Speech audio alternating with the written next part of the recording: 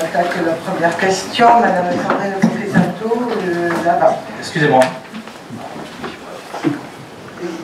Je voudrais intervenir, s'il vous plaît. Nous venons de récupérer les comptes rendus des séances de vendredi 21 septembre, 15 octobre, 6 novembre. Merci de m'interrompre. Je vous signale que ça fait 5 mois que nous attendons certains de ces comptes rendus. J'ai peur que vous ne nous respectiez pas et que vous ne respectiez pas vous-même non plus. Je rappellerai que vous nous avez envoyé des documents à la dernière séance qui était la dernière seconde. À minuit 00, il y avait des centaines de documents. Encore une fois, j'ai peur que vous ne vous respectiez pas et que vous ne nous respectiez pas non plus. Ce soir, nous allons traverser un conseil exceptionnel avec des points particulièrement brûlants, dont la VAP, les ventes des bancs de la grotte, le DOB, le règlement intérieur de l'office de tourisme, le rapport d'activité des comptes administratifs de l'AGLO, le plan de recollement décennal et du musée pyrénéen. Nous débutons à 20h30. Je pense que ceci n'était pas très raisonnable, et là encore, avec un peu de respect, nous aurions dû commencer bien plus tôt. Nous assumerons la fatigue et l'heure tardive, mais ce sera à vous d'assumer la totalité de nos questions. Et nous vous sommons de faire régner l'ordre, la prise de parole et le droit d'expression. Je trouve que le sourire est déplacé, mais si cela vous convient... Et certains mots aussi, certaines expressions. Voilà, et encore une fois, je vous demande de nous respecter en ne nous coupant pas la parole. Merci. Bien, s'il vous plaît, madame. Puisqu'on ne t'a pas coupé la parole, bien qu'on t'ait coupé la parole, si tu veux pas... S'il vous plaît, si vous permettez. Écoutez, je pensais que ce soir, nous aurions, mais je sais que M. Abadi, à ce propos, parle de broutilles, que vous auriez pu inscrire à l'ordre du jour une question que vous avez éludée depuis maintenant un mois, qui est la question de la commission d'appel d'offres. Dans ce propos, vous pouvez en effet en penser ce que vous voulez. Vous avez été complètement infirmé par le secrétaire général de la préfecture. Et nous attendions, infirmé. Et nous attendions que ce soir, c'était juste ma première intervention, le conseil municipal puisse délibérer ou redélibérer sur cette question, comme sur la question de la commission de délégation de services publics. Mais je vous laisse à vos, comment dire, oui, à la fatigue de Madame Monticot. Vous me laissez à la liberté de l'ordre du jour, effectivement, vous avez bien raison. C'est très bien. Mon deuxième point, si vous permettez, je n'ai pas terminé, tranquillement, presque en calme, et je sais que vous avez tâché de l'être pendant tous ces débats. La deuxième question, c'est toujours la même chose, c'est l'absence de réponse sur la question du surclassement, non pas au regard du surclassement lui-même, après tout, vous avez une majorité, vous en faites ce que vous voulez, du surclassement de la ville de Bordeaux. Mais par contre, sur la question des fonctionnaires qui sont, comment dire, incriminés dans cette affaire, toujours pas de réponse. Non, non. Et mon troisième point, très bien. Très bien. Et mon troisième point, je rejoins mon collègue Bruno Vignales, vous nous donnez des PV de séances de conseil municipal qui datent de plusieurs mois, vous nous les donnez à l'entrée de la séance, ce qui non seulement est inconvenant, comme le dit M. Vignales, qui en effet nous donne la preuve d'un manque total de respect vis-à-vis de nous, mais je sais que là aussi vous pouvez balayer ça d'un simple revers de manche, mais nous le disons. Et 3, ce qui est plus grave pour la teneur des débats ce soir, à une question écrite d'une de nos collègues, vous avez répondu par un geste de la maire, en tout cas par le biais de votre secrétaire général, nous disant que l'accessibilité à 2 documents importants pour pouvoir débattre sur la question des bancs de la grotte, et je vais m'arrêter là, ne nous a pas été transmis. Et en particulier, la question liée au bureau d'études que vous avez commandité pour effectuer, je mets des guillemets, à effectuer les diagnostics récurrents sur les bancs de la grotte. Ça n'a pas de rapport avec la délibération. Je termine, je ne veux pas alourdir les choses. Maintenant, vous revenez sur votre audio. Donc je peux vous répondre en particulier sur la CAO, voyez-vous, parce que si ce n'est pas le sujet ce soir, j'ai envie d'y revenir quand même, j'ai envie d'en dire un mot. Je dirais que si désordre il y a eu, selon vous, comme vous vous êtes exprimé dans la presse, vous en êtes le seul et unique organisateur. Vous avez fait en sorte de ne proposer qu'un seul candidat titulaire et qu'un seul candidat suppléant. Et ceci malgré mes demandes pressantes en séance, qui n'ont rencontré que votre ironie. Alors qu'au cours de précédents votes, il vous est arrivé d'admettre M. Hens sur vos listes. Cette fois, vous vous y êtes refusé. Le résultat, il s'est porté candidat. Et que devais-je faire? Lui refuser sa candidature. C'était particulièrement antidémocratique. C'est vous qui avez créé ce problème, M. Artiganov. Nous avons une divergence avec la préfecture sur ce point. Mais en tout état de cause, et en dépit de vos sollicitations pressantes auprès de la préfecture, son contrôle de légalité est sans objet. Donc, pour abréger, la CAO a bel et bien été élue, elle a été réunie, et nous procéderons d'ailleurs très prochainement à l'adoption de son règlement intérieur. Sandrine, si tu veux passer à l'ordre du jour, c'est la première question. Est-ce que je peux répondre Est-ce que je peux répondre? Non. Mais écoutez, ça sera le contrôle de légalité qui répondra pour vous. Voilà, c'est ça. Au tribunal administratif. C'est ça. Donc, gardez votre calme, je vous en supplie, vous allez avoir une séance longue. Site patrimonial remarquable régi par une aire de mise en valeur de l'architecture et du patrimoine. Avis de la commune de Lourdes sur le projet de périmètre délimité des abords des monuments historiques. Au titre de la loi du 13 décembre 2013 relative à la protection des monuments historiques, dès qu'un édifice est classé ou inscrit, intervient automatiquement une servitude de protection de ces abords qui s'applique à tous les immeubles et les espaces situés dans un rayon de 500 mètres autour. Il existe actuellement sur la ville de Lourdes 4 monuments historiques, à savoir un site classé, le Château Fort, et 3 sites faisant l'objet d'une inscription à l'inventaire supplémentaire, le domaine des sanctuaires, le four à chaud et la tour du Garnavis. Chacun d'entre eux génère un périmètre de protection de 500 mètres de rayon, au sein duquel les travaux sont subordonnés à l'avis de l'architecte des bâtiments de France. Le projet de périmètre du site patrimonial remarquable, régi par une aire de mise en valeur de l'architecture et du patrimoine, englobe une large partie des périmètres de ces 4 monuments. Mais des parties résiduelles appelées périmètres délimités des abords existent toujours et sont exclues du projet. L'unité départementale de l'architecture et du patrimoine des Hautes-Pyrénées, et avec l'avis de l'architecte des bâtiments de France, a proposé lors de l'élaboration de la VAP d'adapter ces périmètres de 500 mètres à celui du futur site patrimonial remarquable, et donc de supprimer ces parties résiduelles et de ne pas les conserver en périmètre délimité des abords. Il s'agit des quartiers suivants. Le quartier de la Bastide et de l'Astazou, composé de constructions datant essentiellement des années 60-70, est situé au nord de la commune. Le quartier de la Rouza, entre le boulevard du Gave et le boulevard Roger Cazenave, à l'arrière du centre-ville, où se situent des bâtiments publics, des immeubles de 4 étages et du pavillonnaire datant du milieu du XXe siècle. Le quartier de Lofite, adossé à la falaise et traversé par le boulevard des Flammes, composé de constructions très hétérogènes. Après la consultation des personnes publiques associées, ce dossier de périmètre délimité des abords sera mis à l'enquête publique en même temps que le projet de site patrimonial remarquable régi par une AVAP.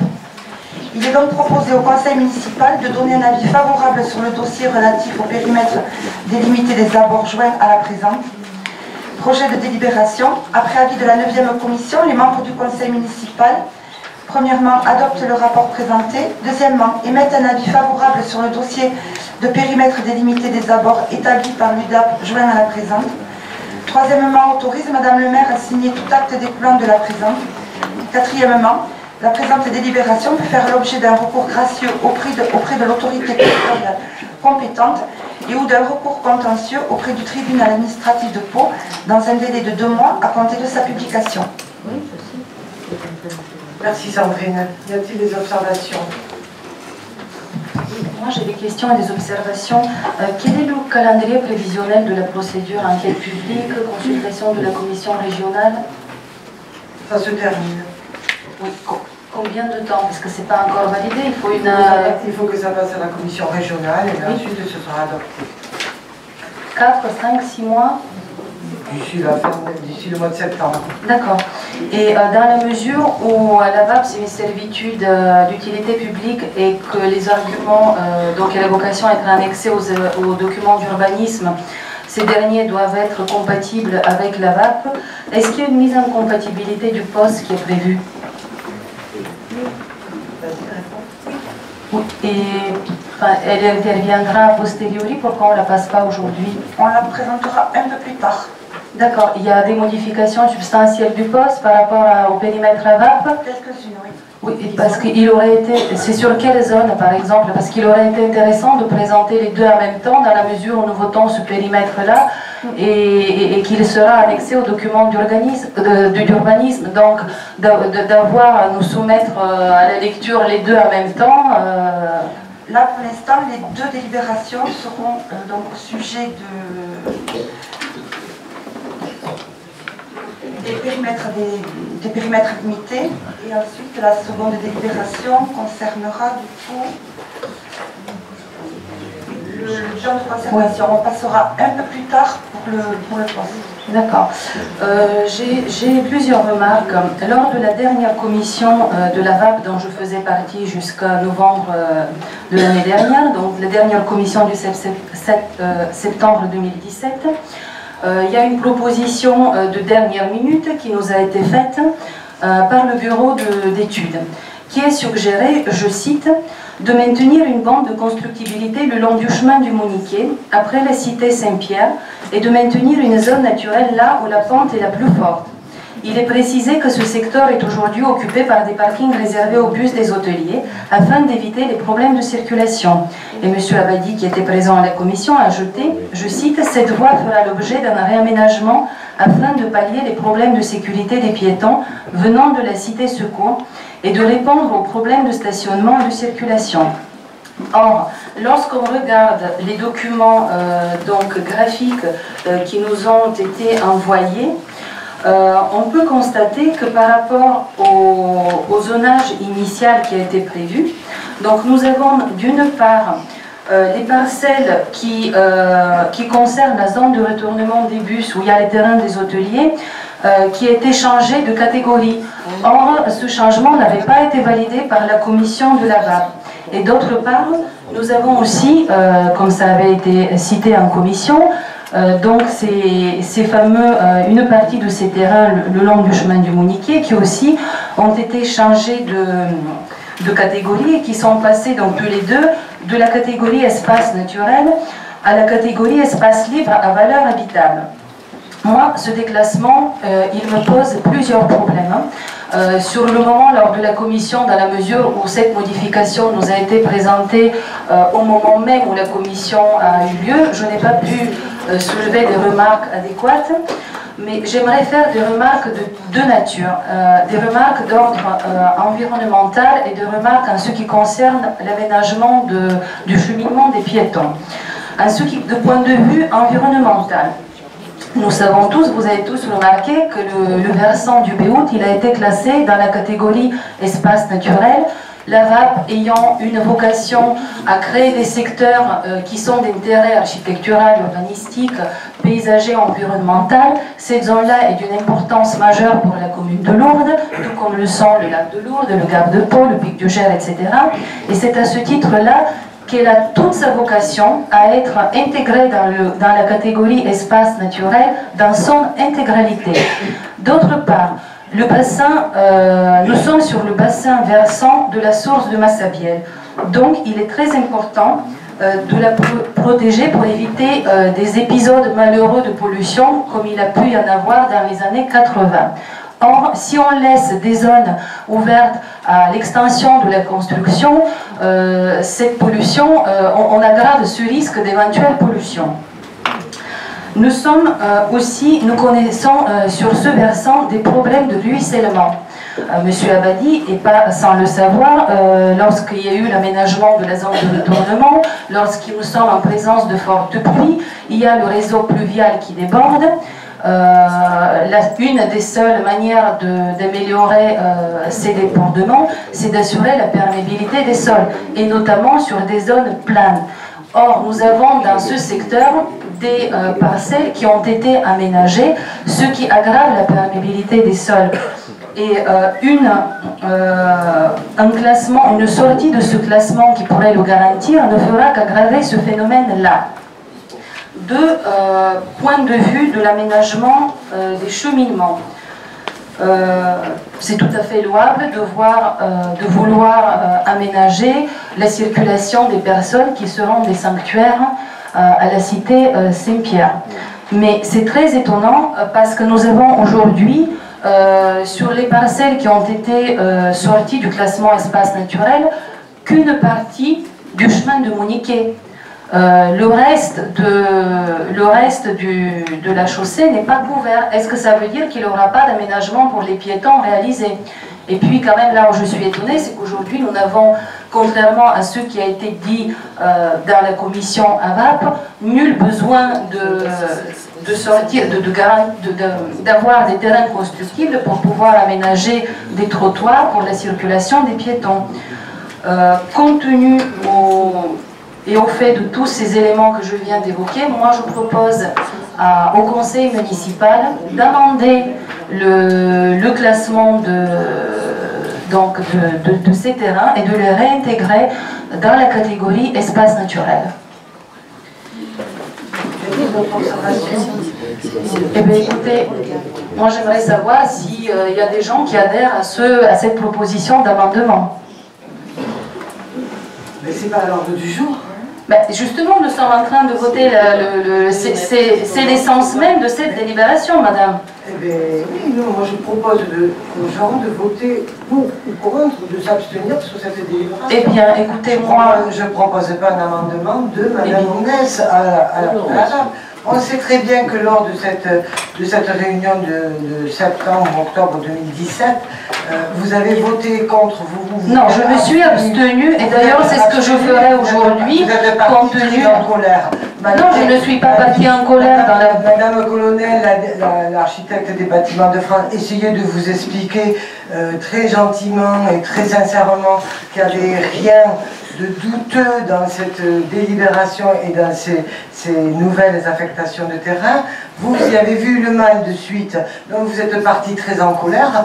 Depuis 2017, on est en 2019, on ne va pas encore remodifier. D'abord, je ne suis pas partie en colère, c'est faux. Cette délibération-là, il s'agit de déterminer le périmètre délimité des apports des monuments historiques, c'est-à-dire de sortir dans cette délibération, de sortir de l'AVAP, si vous voulez, de la protection certains quartiers qui n'ont pas à être protégés. C'est tout l'objet de la délibération. Quel est l'intérêt de sortir ces terrains, de changer de catégorie? Comme le dit l'unité départementale d'architecture et de patrimoine des Hautes-Pyrénées, et il n'y a aucun intérêt à garder dans les sites remarquables ces endroits-là. Mais ils sont dans les sites remarquables déjà, mais sous une autre catégorie. Alors, vous votez contre, vous vous abstenez, mais on est en train de parler du périmètre délimité des abords des monuments historiques.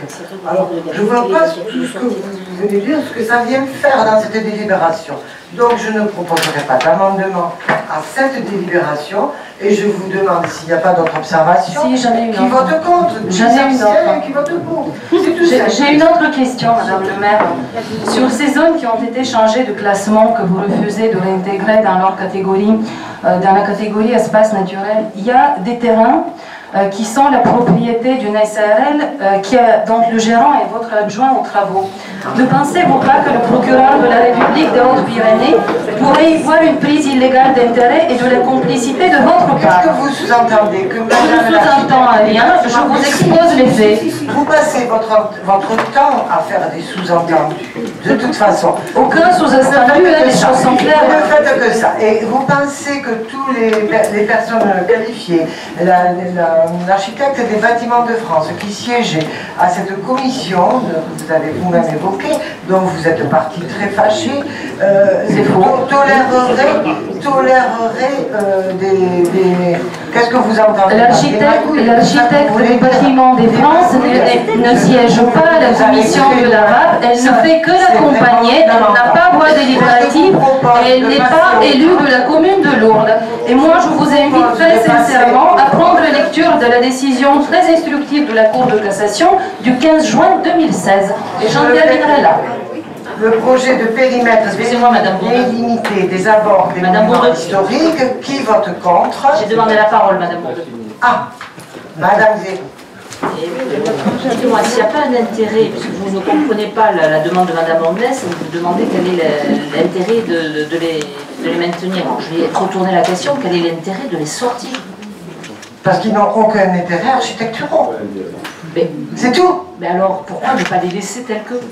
Parce que derrière, toute supposition de spéculative sont possibles. La délibération propose de sortir les quartiers de la Bastide et de la Stade-Doux, du quartier de la Rouza, les quartiers de l'Office, du périmètre de la VAP, c'est tout.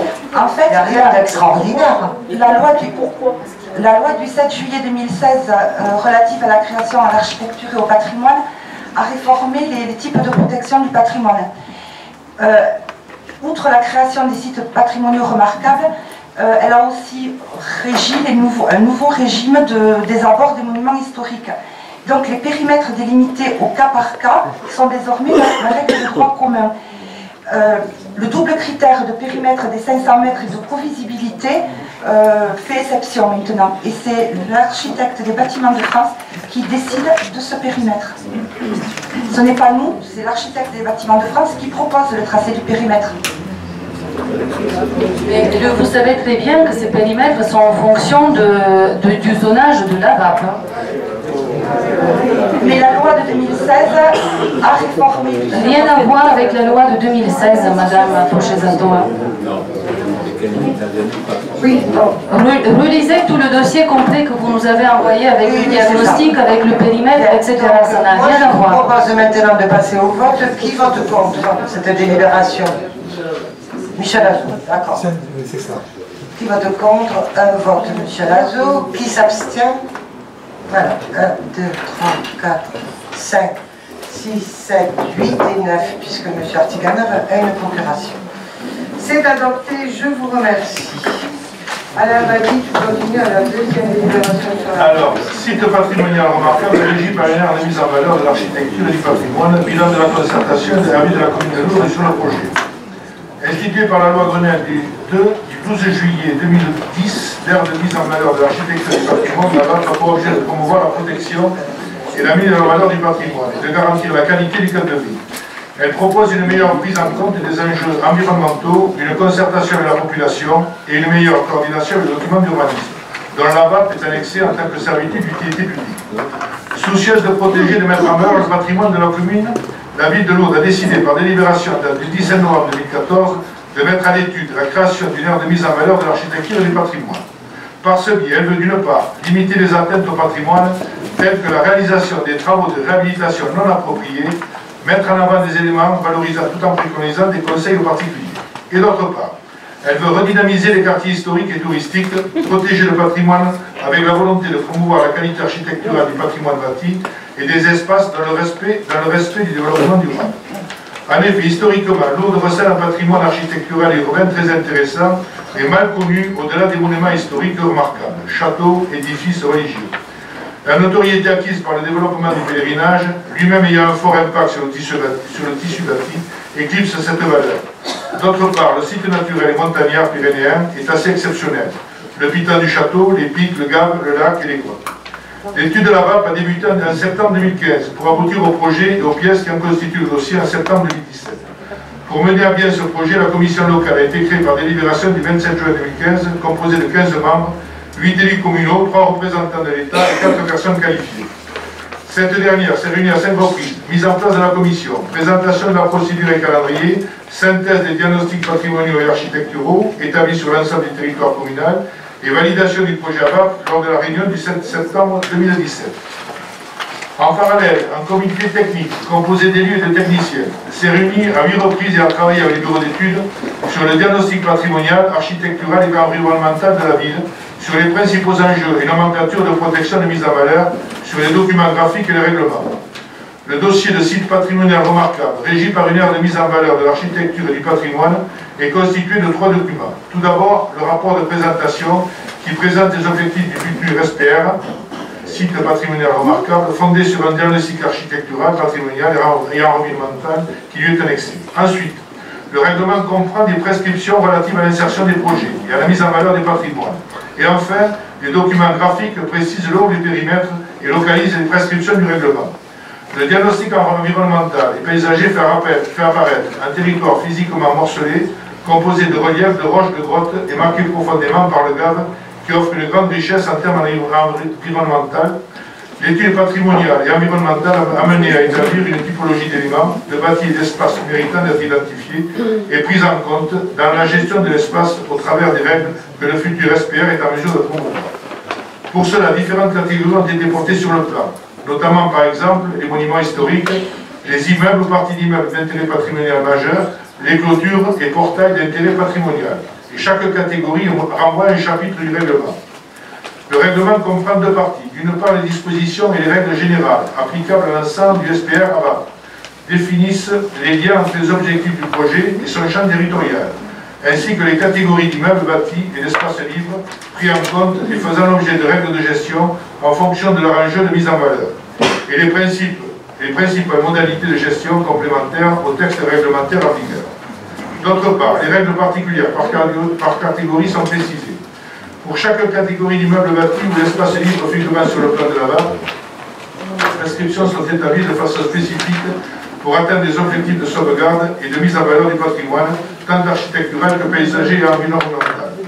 Dans chaque catégorie d'immeubles ou d'espaces libres, et pour les différents ouvrages, sont exposés les objectifs particuliers explicitant au service de quoi sont les règles et les dispositions cadres, les règles qui constituent les obligations, les dispositions cadres qui permettent de concevoir et d'évaluer les projets, d'apprécier les cas particuliers et d'appliquer de façon raisonnée les règles. La commune doit également élaborer son projet en concertation avec la population, dont les actions sont développées au bilan porté en annexe à la présente délibération. Le conseil municipal a défini par délibération du 27 juin 2015 ses modalités, à savoir l'affichage de la présente délibération fixant les modalités de la concertation en mairie, les parutions d'articles dans la presse locale tout au long de l'élaboration du projet, la mise à disposition du public d'un registre d'observation en mairie de Lourdes. Aucune observation n'a été formulée à la date d'arrêt du projet de la VAP. Une information régulière sur le site internet de la ville et dans le bulletin municipal. L'organisation d'une réunion publique sera organisée accompagnée de panneaux d'exposition. Au regard du Code du patrimoine et du transfert de la compétence en matière d'aménagement de l'espace communautaire, plan local d'urbanisme, document d'urbanisme, temps, lieu et carte communale, l'élaboration de cette étude est revenue de fait à la communauté d'agglomération Tarbes-Lourdes-Pyrénées. Par délibération du 13 avril 2017, faisant suite à la demande de la commune de Lourdes, le conseil communautaire, tout en restant l'autorité compétente, conformément à l'article L 631-4 du Code du patrimoine, a accepté de déléguer cette élaboration à la commune. Le projet a été validé en Clavat le 7 septembre 2017, dès qu'il sera arrêté par délibération de la communauté d'agglomération Tarbes-Lourdes-Pyrénées, qui doit également tirer le plan de la concertation. Ce projet sera soumis pour avis à la Commission régionale du patrimoine et des sites, aux personnes publiques associées et ensuite mise à l'enquête publique en même temps que le dossier de périmètre délimité des abords des monuments historiques. Mais avant cela, il est proposé au conseil municipal de donner un avis favorable à ce projet de site patrimonial remarquable, régi par une aire de mise en valeur de l'architecture et du patrimoine, et de prendre acte du bilan de la concertation. Projet de délibération. Après avis de la 9e commission, les membres du conseil municipal, premièrement, adoptent le rapport présenté. Deuxièmement, prennent acte du bilan de la concertation et sélectionné. Troisièmement, émettent un avis favorable sur le projet du site patrimonial remarquable, régi par une aire de mise en valeur de l'architecture et du patrimoine. Quatrièmement, autorise Madame le maire à signer tout acte découlant de la présente. Cinquièmement, la présente délibération peut faire l'objet d'un recours gracieux auprès de l'autorité territoriale compétente et ou d'un recours contentieux auprès du tribunal administratif de Pau dans un délai de 2 mois compté de sa publication. Merci, M. Rémy. Des remarques. Oui, moi je réitère mes remarques que j'ai faites sur la première délibération. Il me semble qu'il aurait été beaucoup plus logique de voter d'abord le périmètre de la VAP qui englobe les anciens périmètres